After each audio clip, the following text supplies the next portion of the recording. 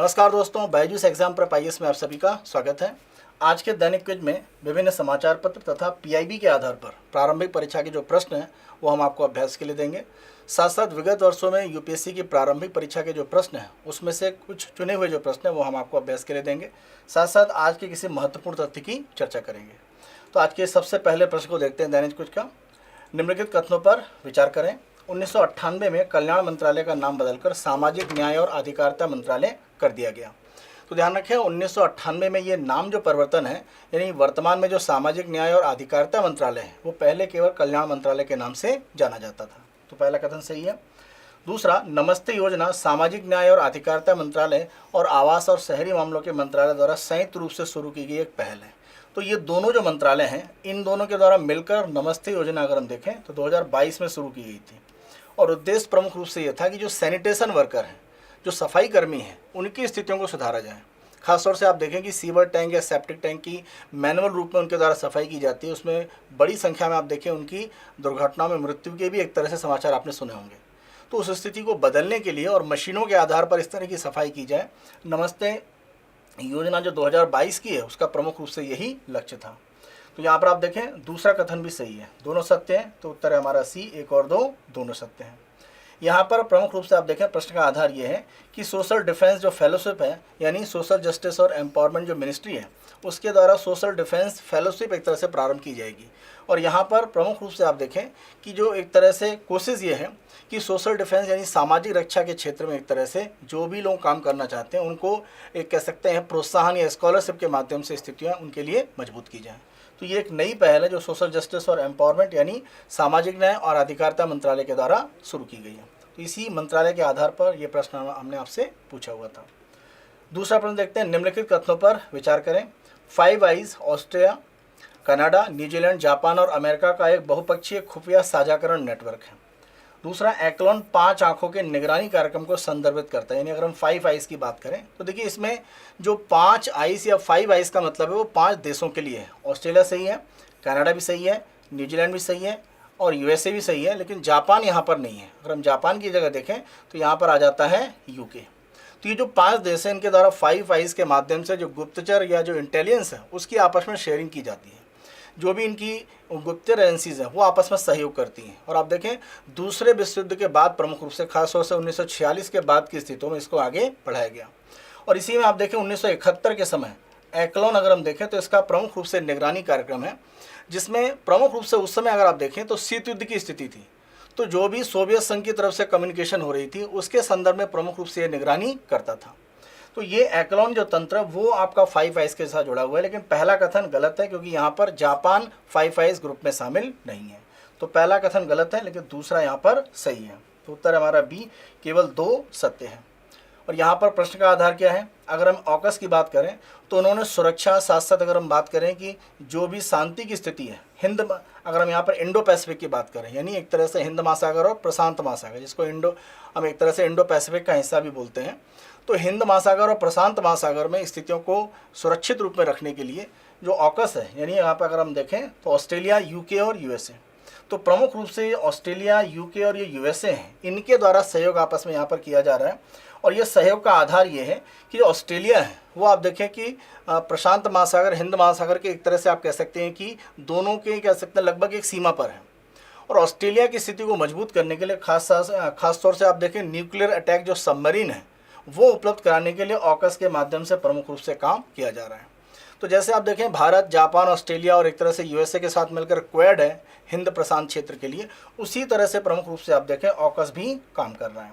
तो इसी आधार पर हमने अगर हम अमेरिका और उनके सहयोगी देशों की बात करें तो उनकी सुरक्षा के संदर्भ में या इंटेलिजेंस शेयरिंग के संदर्भ में जो 5 आइज का है उसके संदर्भ में प्रश्न आपसे पूछा है। अगला प्रश्न देखते हैं। किस बैंक ने भारत भर में पहला माइक्रो एटीएम पेश किया था। तो आप देखें 2021 में कोटक महिंद्रा बैंक की तरफ से इस तरह का पहला माइक्रो एटीएम पेश किया गया था। देखिए माइक्रो एटीएम का अगर हम कॉन्सेप्ट देखें तो प्रमुख रूप से माइक्रो एटीएम जैसे सामान्य एटीएम आप देखें तो एक बड़ा कह सकते हैं कि एक छोटी सी बिल्डिंग में आप देखें, छोटे से रूम में आप कह सकते हैं कि मशीन के माध्यम से आपको जो भी सुविधाएं रहती हैं एक तरह से नकद के संदर्भ में वो उपलब्ध कराई जाती हैं। यहाँ पर आप देखें कि एक तरह की पोर्टेबल मशीन होती है और उस पोर्टेबल मशीन में सारी सुविधाएँ जो एटीएम में आपको मिलती हैं वो मिलती हैं। तो इसे हम एक तरह से माइक्रो एटीएम के नाम से जानते हैं, और कोटक महिंद्रा बैंक ने इस तरह का पहला माइक्रो एटीएम भारत में जारी किया था 2021 में। तो उत्तर यहाँ पर है डी। और प्रश्न का प्रमुख रूप से आधार क्या है, तो सरकार की तरफ से ये कहा जा रहा है कि इंटरनेट बैंकिंग को 2024 में अगर हम देखें तो डिजिटल पेमेंट के माध्यम से और मजबूत करने के लिए, यानी अलग अलग तंत्र के माध्यम से डिजिटल पेमेंट की स्थितियां बेहतर रूप में हो पाएँ, वो सरकार 2024 में और मजबूत करेगी। यानी अगर आप देखें कि इंटरनेट की सुविधाओं को और विस्तारित करना, आप देखें 5G का भारत में विस्तार हो ही रहा है, तो उस आधार पर माना जा रहा है कि डिजिटल पेमेंट में और ज़्यादा एक तरह से अलग अलग जो तंत्र हैं, वो चाहे हम एटीएम के संदर्भ में देखें या अगर हम अपनी मोबाइल के संदर्भ में देखें, तो माइक्रो एटीएम एक तरह से एक आसान सुविधा देगा जहाँ पर सभी के पास एटीएम की सुविधाएँ आसानी से पहुँच पाएंगी। अन्यथा होता ये है कि अगर आपको नगद लेना है तो आसपास आपको एटीएम ढूंढना पड़ता है, लेकिन माइक्रो एटीएम के माध्यम से जो एटीएम की पहुँच है वो कहीं ना कहीं बढ़ पाएगी। तो सरकार डिजिटल पेमेंट की स्थिति को 2024 में बढ़ाना चाहती है। चौथा प्रश्न देखते हैं, निम्नलिखित कथनों पर विचार करें। स्टेनलेस स्टील को संक्षारण प्रतिरोध प्रदान करने वाला प्रमुख मिश्र धातु तत्व क्रोमियम है। तो देखिए, स्टेनलेस स्टील का मतलब यह है कि इसमें जंग न लगने की स्थिति रहती है, तो इसमें प्रमुख रूप से आप देखें क्रोमियम है, वो एक तरह से जो भी जंग की स्थिति होती है उसको रोकता है। तो पहला कथन यहाँ पर आपका सही है। अगर हम मॉलिब्डेनम की बात करें तो यहाँ पर आप देखें स्टेनलेस स्टील में अगर हम यहाँ पर सबसे पहले क्रोमियम की तो हम बात कर ही रहे हैं, साथ साथ अगर हम देखें निकिल और मॉलिब्डेनम का उपयोग किया जाता है। मॉलिब्डेनम के लिए माना जाता है कि कठोरता और एक तरह से जो इसकी कह सकते हैं टेंसाइल स्ट्रेंथ होती है, जो उसकी तन्यता या कह सकते हैं खींचने की क्षमता होती है, वो स्टेनलेस स्टील को ये देता है। साथ साथ अगर हम देखें इसका जो आप चमकीला सफ़ेद रंग भी देखते हैं स्टेनलेस स्टील में, वो भी मॉलिब्डेनम के कारण ही प्रमुख रूप से आता है। तो दूसरा कथन भी आपका सही है। तीसरा, इसे पूरी तरह से रिसाइकल करने योग्य माना जाता है। देखिए, यहाँ पर स्टेनलेस स्टील में अगर हम जैसे बात कर रहे हैं क्रोमियम की या हम बात कर रहे हैं मॉलिब्डेनम की या निकिल की, तो आसानी से इसे रिसाइकिल किया जा सकता है, तो ये 100% रिसाइकिल स्थिति में माना जाता है। तो यहाँ पर तीसरा कथन भी सही है और तीनों सत्य हैं। इस आधार पर अगर हम देखें तो हमारा जो उत्तर है वो हो जाता है डी, यानी हमारे जो तीनों कथन है वो यहाँ पर आपके सत्य हैं। तो उत्तर है हमारा डी।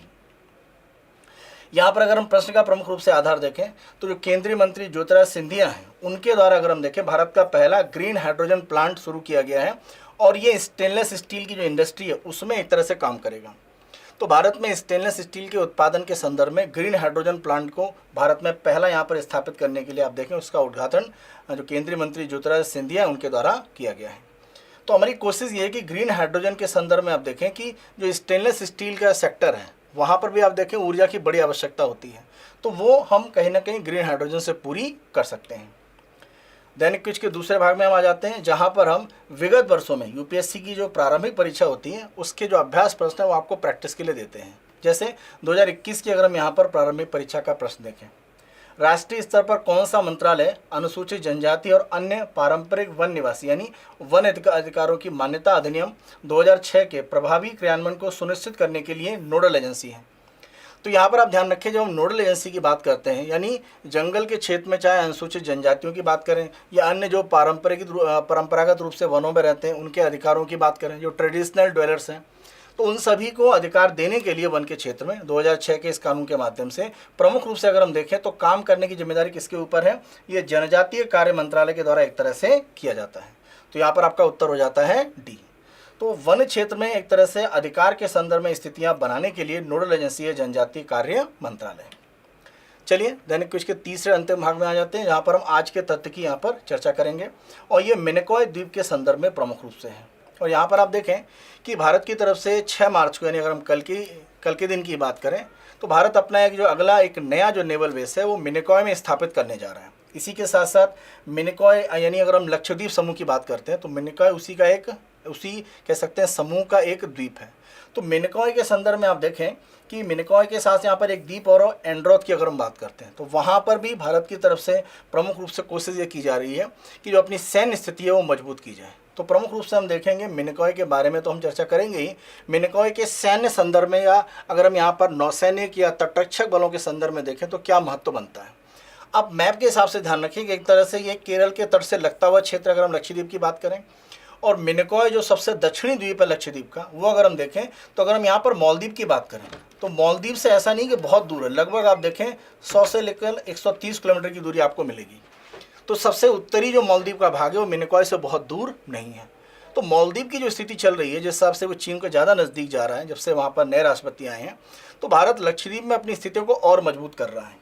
तो यहाँ पर 6 मार्च को अगर हम भारतीय नौसेना की बात करें तो उनके द्वारा INS जटायु यानी नौसेना टुकड़ी का जो मिनिकॉय का भाग है उसे INS जटायु के नाम से कमीशन किया जाएगा। और ये रणनीतिक रूप से आप देखें भारतीय नौसेना की जो स्थिति है उसको मजबूत करेगा, खासतौर से अगर हम अरब सागर की स्थितियों की बात करें।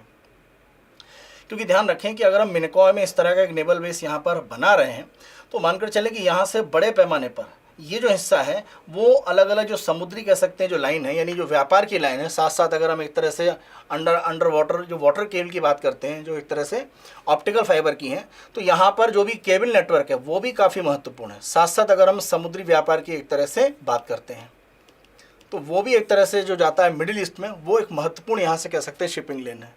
तो उस आधार पर भी ये हमारे लिए काफ़ी महत्वपूर्ण है और माना जा रहा है कि यहाँ पर जो बुनियादी ढांचा और संसाधन विकसित किए जाएंगे तो इसके आधार पर भारतीय जो नौसेना है उसकी जो कैपेसिटी है वो बढ़ जाएगी यहाँ पर ऑपरेट करने के लिए। क्योंकि आप देखें जिस तरह से हाउती विद्रोहियों के हमले लाल सागर में बढ़े हैं, अरब सागर में और सक्रियता की आवश्यकता है। तो मिनिकॉय में ये जो नेवल बेस आ रहा है INS जटायु के नाम से, ये काफ़ी महत्वपूर्ण है। इसी के साथ साथ आप देखें कि ये बेस जब अगर बन जाएगा तो पश्चिमी जो अरब सागर में समुद्री डकैती या जो मादक द्रव्यों की तस्करी हो रही है उसके खिलाफ भी कार्रवाई करने में ये बेस काफ़ी मदद करेगा नौसेना को।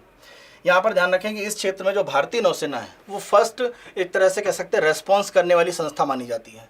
तो इस आधार पर आप देखें भारत की जो नौसेना जो क्षमता है उसके विस्तार को भी मिनिकॉय का ये जो आपका नेवल बेस है वो मजबूती प्रदान करेगा।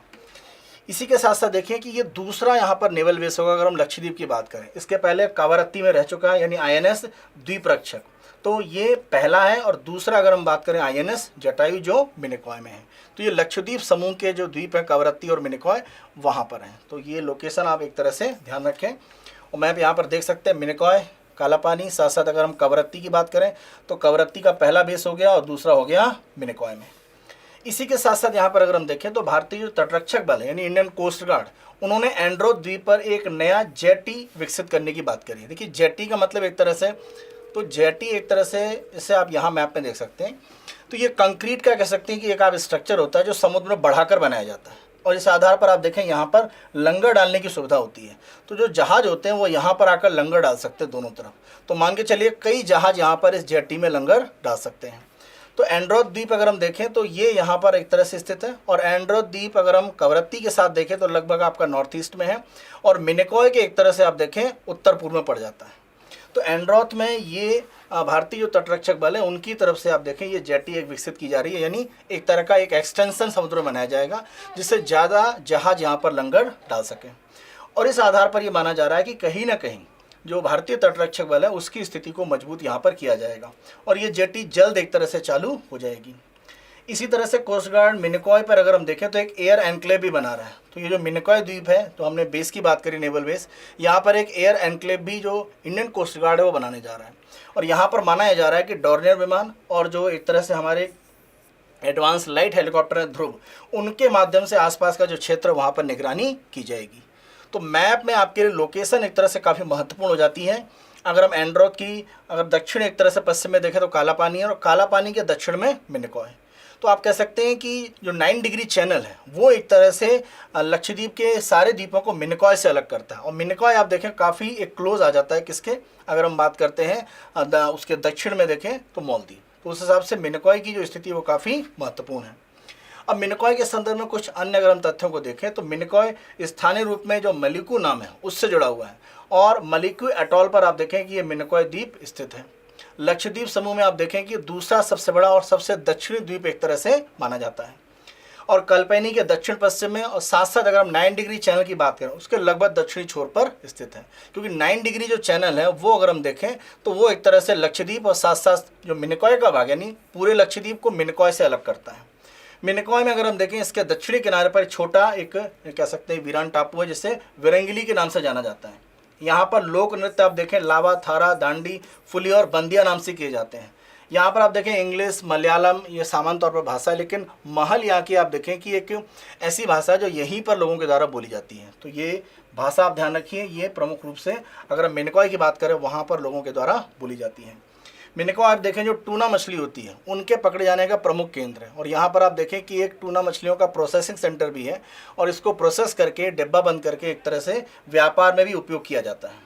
यहाँ पर परंपरागत आप देखें नौका दौड़ आयोजित की जाती है जिसको जहाज धोनी के नाम से जाना जाता है। और अगर हम मिनिकॉय की बात करें तो यहाँ का सबसे बड़ा आकर्षण माना जाता है कि यहाँ पर क्रम रूप में या कह सकते हैं बहुत व्यवस्थित रूप में जो गांव के समूह हैं वो हैं। और इस तरह के जो व्यवस्थित गांव हैं उनको अगर हम देखें तो अवाह के नाम से जाना जाता है मिनिकॉय में। और इन अवाह का नेतृत्व एक मूपन उन व्यक्ति के द्वारा किया जाता है। तो अवाह एक तरह से व्यवस्थित गाँव है कहाँ पर, मिनिकॉय में। और उनको हेड करने के लिए जो व्यक्ति होता है मूपन, तो वो प्रमुख रूप से आप देखें पूरा जो वहाँ पर सामुदायिक स्थितियाँ उसको एक तरह से नियंत्रित करता है। तो मिनिकॉय का जो महत्व है वो हमारे लिए रणनीतिक रूप में बहुत ज़्यादा है, क्योंकि मालदीव के पास में है और मालदीव की जो स्थिति चल रही है उस अनुसार हमारे लिए यहाँ पर अपनी स्थिति को मजबूत करना और ज़रूरी है। साथ साथ अरब सागर की स्थितियों में या अगर हम लाल सागर में जो संघर्ष की स्थिति दिख रही है, जिस तरह से हौती हमले कर रहे हैं, जो भी कह सकते हैं शिपमेंट जा रहे हैं, तो उस हिसाब से सुरक्षा को मजबूत करने, समुद्री जो लुटेरे हैं या जो ड्रग की तस्करी है उनके संदर्भ में हमारी स्थिति और मजबूत करने के लिए ये जो मिनिकॉय में हम एक तरह से डेवलपमेंट कर रहे हैं या अगर हम बात करें एंड्रोथ में डेवलप कर रहे हैं द्वीप में, वो हमारे लिए काफ़ी महत्वपूर्ण है। साथ साथ आपके लिए सबसे महत्वपूर्ण है ये लोकेशन नॉर्थ साउथ, आप ध्यान रखें।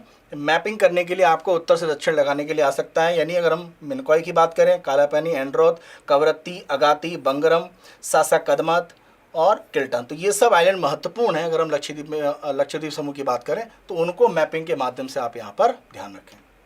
तो इसी के साथ आज के तथ्य की जो हमने यहाँ पर चर्चा करी, आज का हमारा दैनिक क्विज समाप्त होता है।